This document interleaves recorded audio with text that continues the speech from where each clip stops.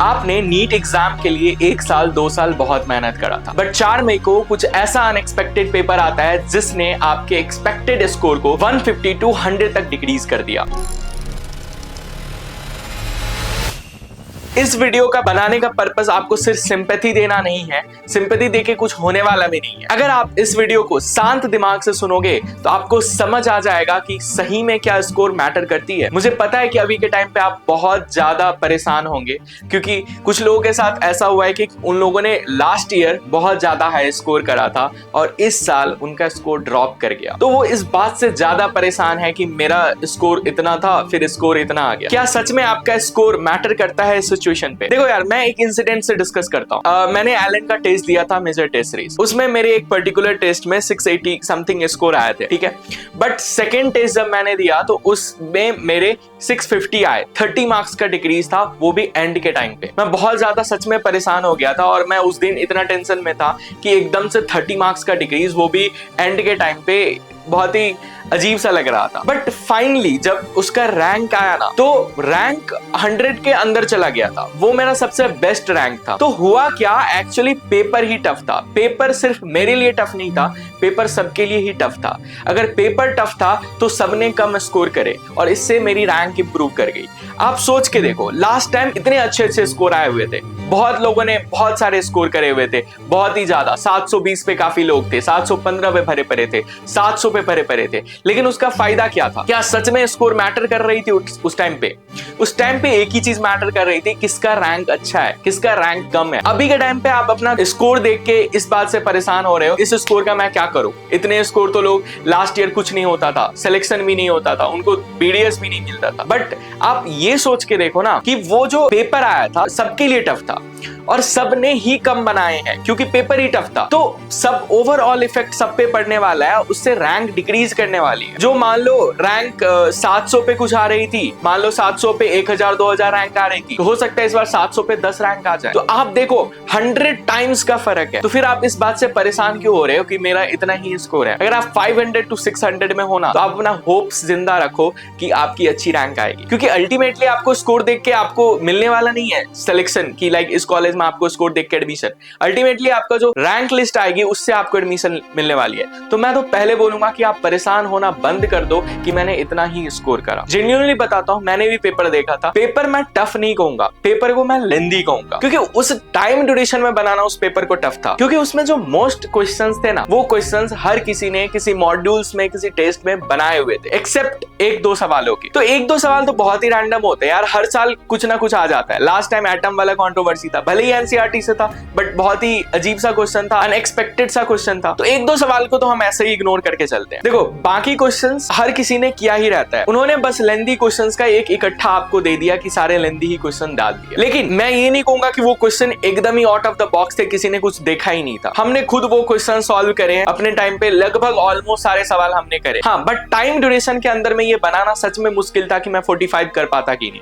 अगर 45 आप नहीं, मैं नहीं कर पाता, यदि कोई टॉपर नहीं कर पा रहा, किसी ने नहीं करा, तो क्या ही फर्क पड़ गया? हो सकता है इस बार कोई 40 ही कर पाए, 35 ही कर पाए, तो आप भी उस हिसाब से, मतलब किसी ने नहीं किया ना। तो आप इस चीज को समझो कि स्कोर अभी मैटर नहीं कर रहा, ऑल मैटर करेगा आपकी रैंक अच्छी है कि नहीं। और एक चीज मैं कहूंगा कि आप ब्लेम करना बंद कर दो। आप चाहे वो एनटीए को ब्लेम कर रहे हो या फिर अपने टीचर्स को ब्लेम कर रहे हो या आप खुद को, सबसे ज्यादा आप अगर खुद को ब्लेम कर रहे हो तो सबसे पहले तो खुद को ब्लेम करना बंद करो, क्योंकि ब्लेम करना कोई सोल्यूशन नहीं है। एनटीए की बस गलती इतनी थी कि उसने टफ सवाल पूछे, ये उसकी गलती नहीं थी। गलती बस उसकी इसलिए थी कि एकदम से टफ उसने बनाया या लेंदी पेपर बना दिया। उसको ग्रेजुअली इंक्रीज करना चाहिए था, जो कि उसने नहीं करा। तो ये हो सकती है एनटीए की गलती। मैं इसलिए कह रहा हूं ना, क्योंकि आप जहां पे खड़े हो ना, उस टाइम पे कभी मैं भी खड़ा था और इससे ज्यादा मुश्किल था मेरे लिए, क्योंकि आपका पेपर तो आपसे सॉल्व नहीं हुआ और सबके लिए खराब गया। बट मेरे साथ क्या हुआ था 2023 के अंदर कि मेरे को पेपर आता था फिर भी मेरा पेपर छूट गया। अब मेरे पास ब्लेम करने के लिए ना बहुत सारे ऑप्शंस थे, क्योंकि उस साल मेरा सिलेबस लेट से कंप्लीट कंप्लीट हुआ था मेरे बैच में। मेरे पास बस 1 महीना था बस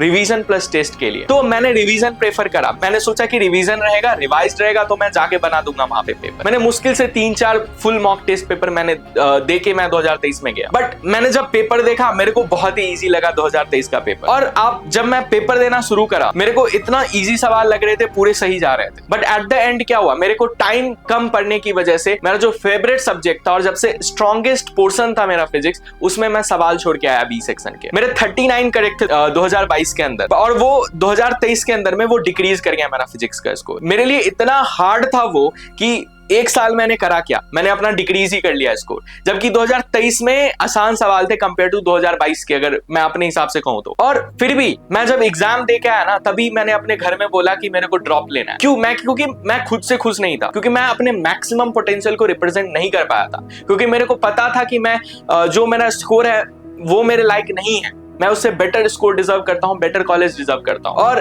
बहुत ही मेहनत के बाद मैंने ड्रॉप लिया, क्योंकि सब बोल रहे थे कॉलेज लेने को। तो आप इस चीज को समझो कि मैं भागा नहीं और मैं ब्लेम करने नहीं चला गया। आपके पास अभी भी ऑप्शंस है। आपका अगर स्कोर हो पाता है तो वेल एंड गुड, ठीक है।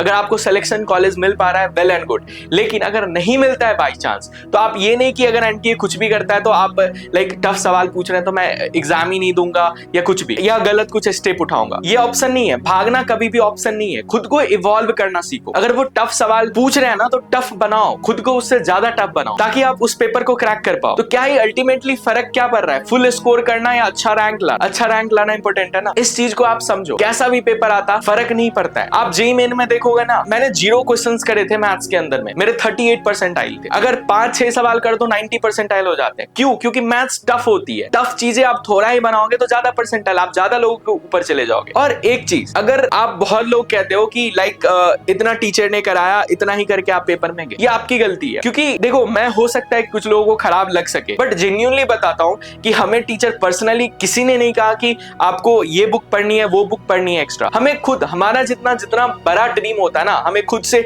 बुक सॉल्व करनी होती है। मैंने खुद जेईई मेंस के सवाल लगाए, किसी ने नहीं बोला था मुझे लगाने को। मैंने बहुत डिफरेंट बुक्स ट्राई करे फिजिक्स में, क्योंकि मेरे को था कि मेरा फिजिक्स नहीं छूटना चाहिए। और मैंने जेईई का पेपर दिया था। आप जिस टीचर से पढ़ रहे हो ना, उसी टीचर से मैंने भी पढ़ा था। मेरे जेईई के अंदर में 25 में से 24 क्वेश्चंस मैंने सही करे थे, उसी थ्योरी के बेसिस पे। तो मैं अल्टीमेटली यही कहना चाहता हूं कि अभी भी कुछ गलत नहीं हुआ है। अगर पेपर टफ आ रहा है ना, तो आप क्वेश्चंस की प्रैक्टिस ज्यादा करो, अच्छे क्वेश्चंस की प्रैक्टिस करो। अगर आप नीट वाला लेवल क्रॉस कर लेते हो तो जेईई बनाओ। आपके पास फुल फ्रीडम है बुक सॉल्व करने के लिए। तो आप कभी भी एक्सप्लोरेशन मत बंद करो क्वेश्चंस के मामले में। देखो, अल्टीमेटली लास्ट में मैं इतना ही कहना चाहूंगा कि जो भी पेपर हुआ फर्क नहीं पड़ता है। आप वेट करो, आपकी रैंक अच्छी आएगी। बिलीव करो इस बात पे, आपकी मेहनत बेकार नहीं जाएगी, आपको एक अच्छी कॉलेज मिलेगी। और बाई चांस अगर कुछ नहीं होता ना, फिर आप अपने खुद को प्रिपेयर करो, उस तरीके से प्रिपेयर करो कि कैसा भी पेपर आए मैं सॉल्व कर लूं उस पेपर को। क्योंकि ऑलरेडी बहुत सारे कोचिंग में ना ऐसे टेस्ट होते हैं जो आपके नीट के पेपर से टफ आया था। बट जो मेन दिक्कत थी ना, आपको 20 मिनट जो कम मिला ना, उस टाइम मिसमैनेज की वजह से आपका पेपर खराब हुआ है। लेकिन सिर्फ आपका नहीं खराब हुआ है, इस चीज को समझो, हर किसी का खराब हुआ है। तो आपको इस बात से ज्यादा टेंशन नहीं लेनी है। और वैसे भी हमेशा सोच लो कि मान लो 25 लाख स्टूडेंट्स अगर एग्जाम में बैठ रहे हैं ना, तो 24,50,000 को हमेशा रोना है, और वो अभी भी रोएंगे और हर साल रोना ही है। तो आप हमेशा 50,000 में जाने के लिए 50,000 तो बहुत है, आपको 25,000 में जाने के लिए आप मेहनत करो। उस लेवल का आपको प्रिपरेशन करना पड़ेगा और खुद से करना पड़ेगा। मैं इतना ही कहूंगा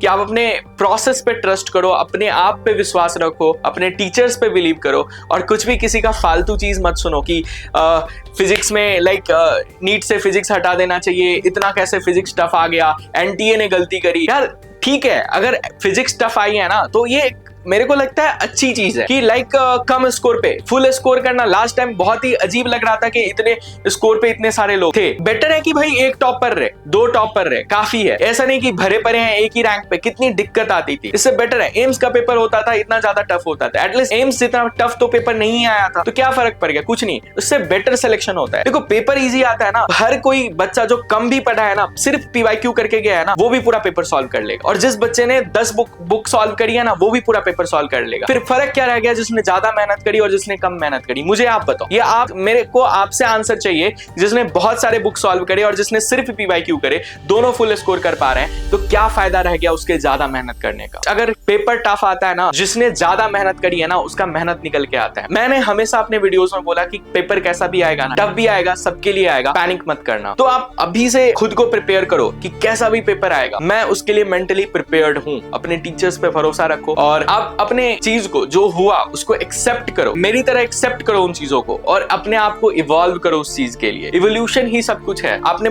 पढ़ा है ना, सर्वाइवल ऑफ द फिटेस्ट। अगर आपको सर्वाइव करना है तो आपको फिट होना पड़ेगा, फिटेस्ट होना पड़ेगा। ये आपके बायो की थ्योरी है, तो इतना तो आपको समझ आना चाहिए ना। तो आप हमेशा इस चीज पे फोकस करो कि आपको बेस्ट बनना है, अपना बेस्ट वर्जन बनना है। पीछे मत भागो यार।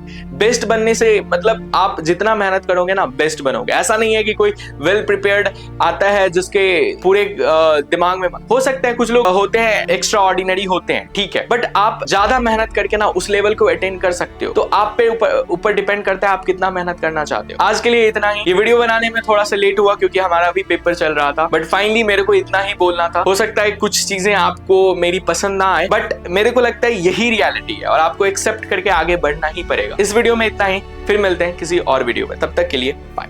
टूटे हुए सपने की सुने कौन सिसकी, अंतर को चीर व्यथा पलकों पर ठिठकी। हार नहीं मानूंगा, रार नहीं ठानूंगा, काल के कपाल पर लिखता मिटाता हूँ गीत नया था।